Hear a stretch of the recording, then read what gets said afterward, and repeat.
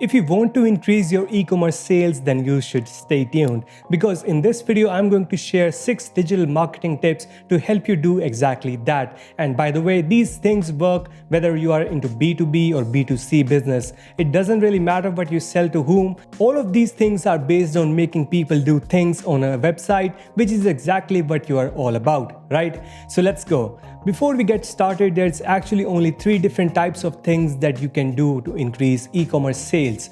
Firstly, you can increase your conversions rate, that is turning more of your website visitors into buyers. The second thing that you can do is to drive more traffic to your e-commerce store.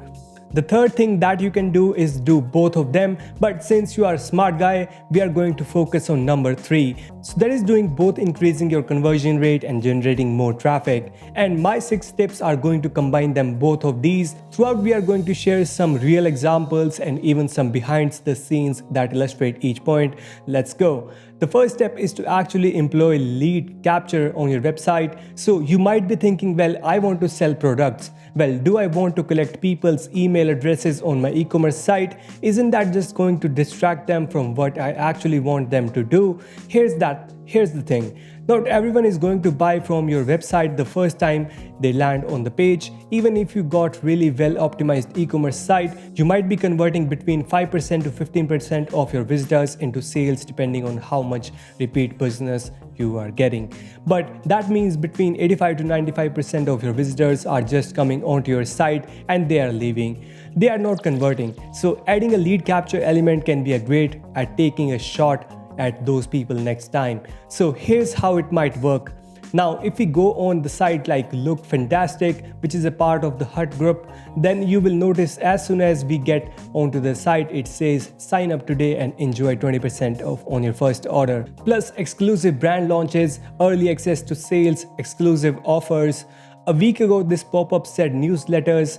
And my first tip was going to be, don't call it newsletters. It's great to see they are no longer calling it newsletter. So there's a lot of really good stuff here. Sign up today and enjoy 20% off on your first order is really strong incentive to get you to make that first purchase. Now 20% off for your first order, you might be thinking that's equivalent to my profit margin. Why would I ever want to do that? Well, if you are selling something that's repeat purchase, like for example, this site is selling beauty products, which are obviously a repeat purchase, they are happy to break even on the first sale because then they know they are going to come over and order again and again.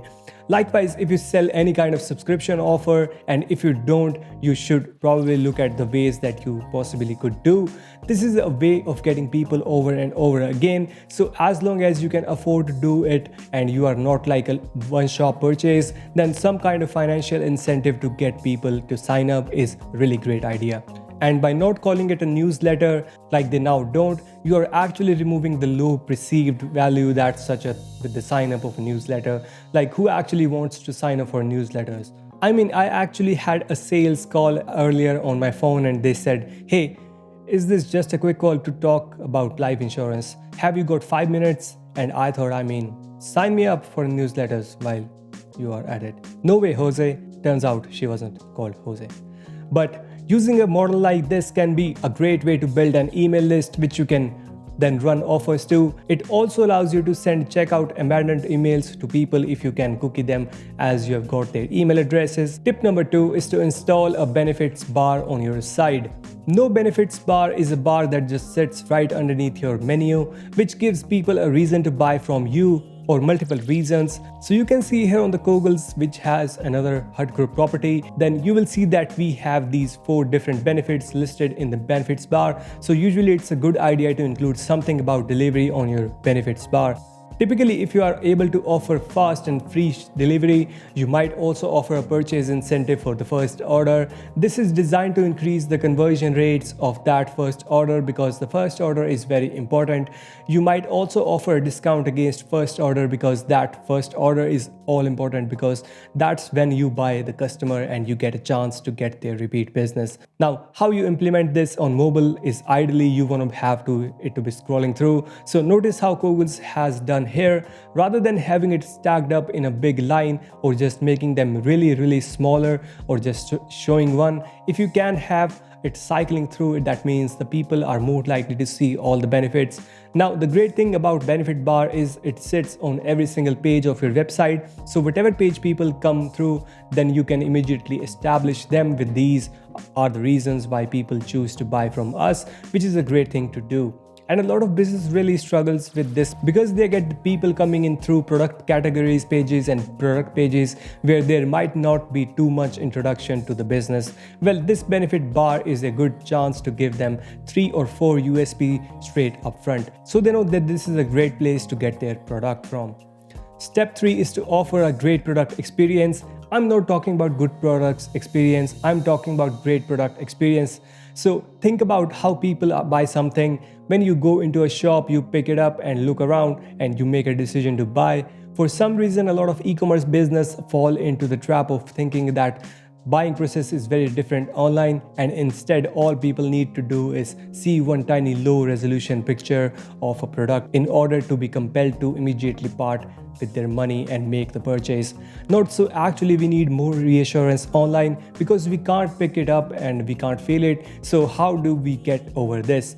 Well, let's not go any further than looking at the masters, Amazon. Amazon has taught the world how to buy through e-commerce, and let's look at some of the reasons why Amazon is so successful in this space. If we have a look at an Amazon product page, first thing we get nice and clear headline information about the manufacturer, in this case the author. We then get a product description, and on Amazon a lot of product descriptions are actually written by the seller or the manufacturer. If you ever sold anything online on Amazon, you know that a long product description helps to make sales. People think who's going to read all that copy?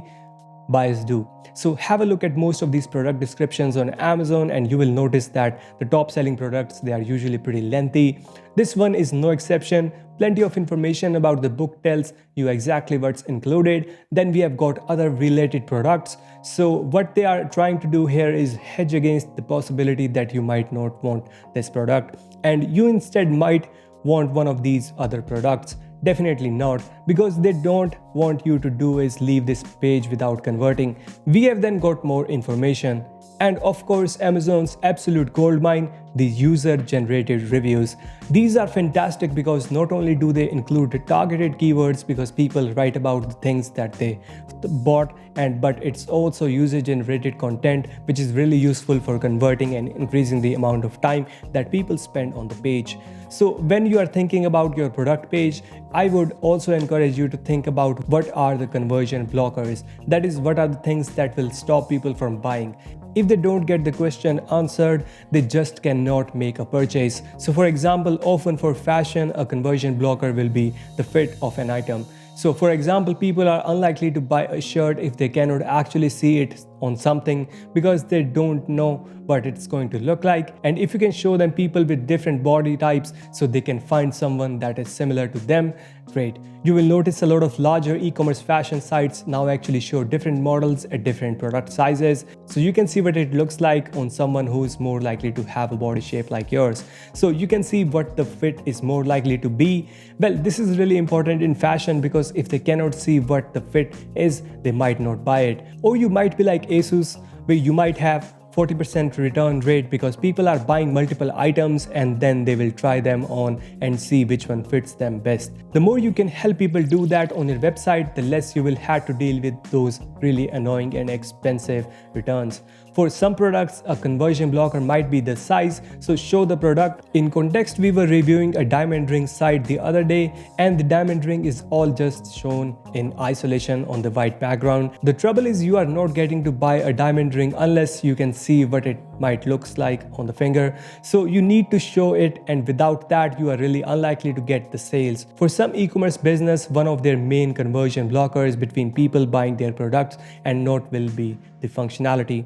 For example, if you are selling bags and you don't show people what's inside the bag, what's the pocket, how does it work? It's going to be really difficult for them to justify buying that because they are taking a massive gamble and it's going to be pain to have to send things back. So give people the full experience. Let me show you an example of an e-commerce store that does a really good job of this. Undertone Music is a music shop and they sell a whole bunch of different products including drum kits. Now if you're going to buy a drum kit online, fairly risky purchase.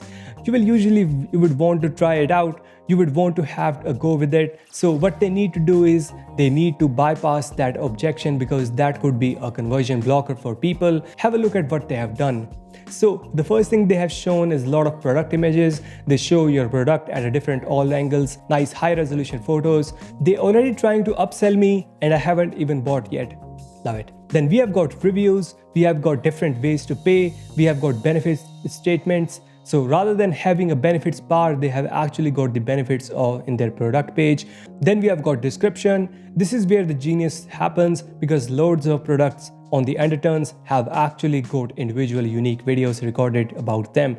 These are great product videos. They show you the product in context. They have people talking about how it works and demonstrating how it works. So this replaces the need to go and try it for the people. So this is a really elegant way of getting through those conversion blockers and increasing the conversion rates of those all important product images. And my final recommendation under giving a great product experience is reviews. Who wants to be the first person to take a chance on a product? If you have ever been on Amazon page and you have seen that it got no review, you are like, nope. Why would it be any different for your site? So if you have got products that don't have any reviews yet, a couple of things you can do is to get around is that firstly you can contact people who have bought the product and ask them to review it. If you had no one buy the product yet, then it's up to you to leave a review. And I'm not talking about going in there and using a fake name, Mr. Smith. Give it 5 stars. No, I'm talking about making a video explaining what the good and bad features are about this product, being completely honest, showing who it's good for and who might want to choose an alternative. By giving this kind of honest feedback, we can actually start to build trust with the customer, but also bypass their need of third-party reviews because they are like, well, this business is being so honest with me about the good and the bad parts of this product that I still feel like I can trust them. So go and watch Undertone videos and see how they do it.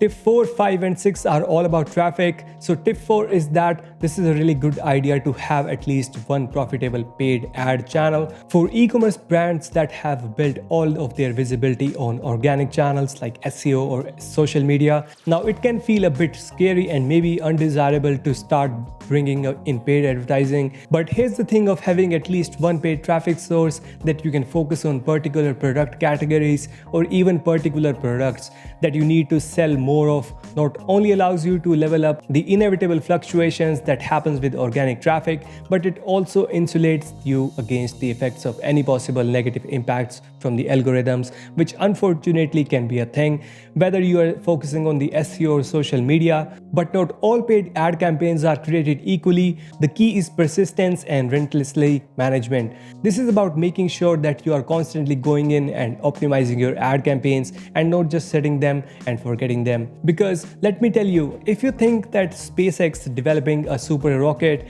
which can carry a fully loaded jumbo jet as a cargo is expensive, then you might want to try running a set and forget Google ad campaign without optimizing. Within 6 months you will be living on the streets. Within 12 months your country's currency will be devaluated. So you will have to take your cash to the shops in the SpaceX super rocket. Villages will be washed away by your tears. In other words, if you don't have the time to manage your campaigns, get a pro. Tip 5 is organic traffic. Now in particular, I'm talking about organic search traffic. Now I know I've just said that paid traffic is important, but tip 5 is actually to focus on organic search traffic. Now here's the thing. Yes, you want paid traffic on your site, but if you only grow your business through paid traffic, you are always going to be paying for every user that you get. Whereas if you can get your website ranked prominently for people that you are actually searching for the product that you sell, bingo. That is the most qualified traffic, and of course every visitor is free. So if you said to me, what sorts of website visitors can you have?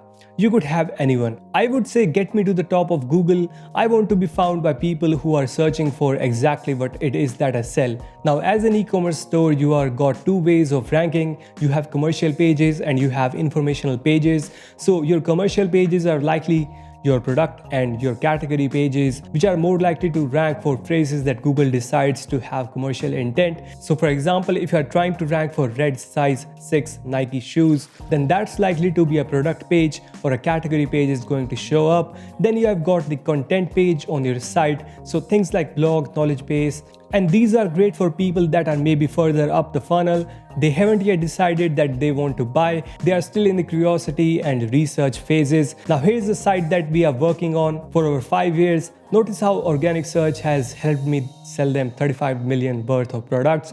Boom. But weirdly, they are not viral on TikTok yet. Here's the thing, organic research takes time.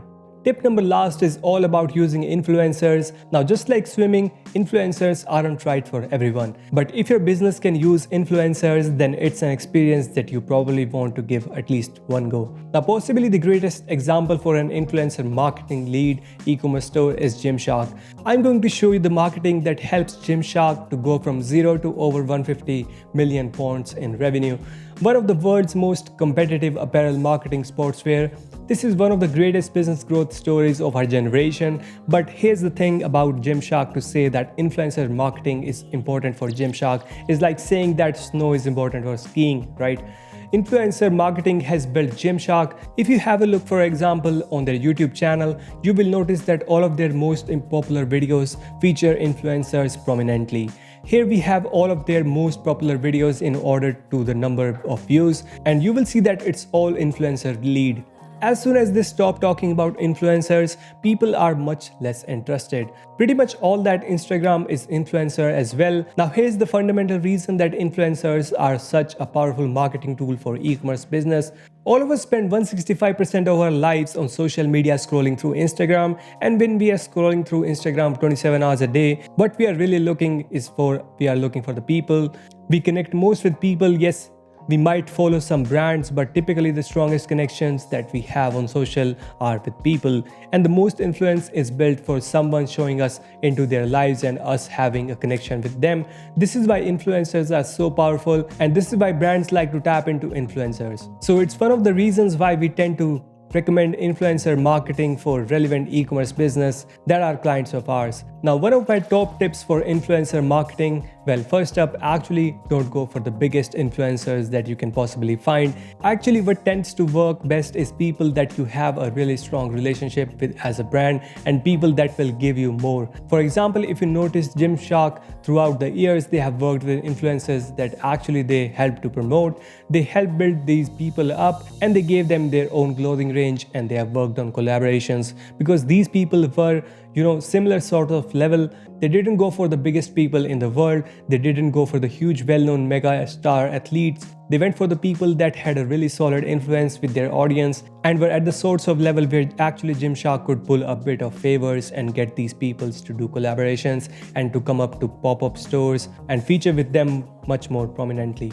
So those are the 6 tips to increase your e-commerce sale. I hope you found at least one of them semi-useful theoretically. And if you enjoy this video for any reason, even if this is just for the fact that this is now over, I could encourage you to subscribe to the channel because we do more of these videos, and also click like and leave us a comment. What's your favorite tip? I have to be honest, the reason we are asking for comments is because it boosts YouTube engagement, and we think it improves the algorithm and make visibility of these videos. So just leave us a comment saying anything, please, and in return we will not stop making these videos. I hope you enjoyed it. See you soon.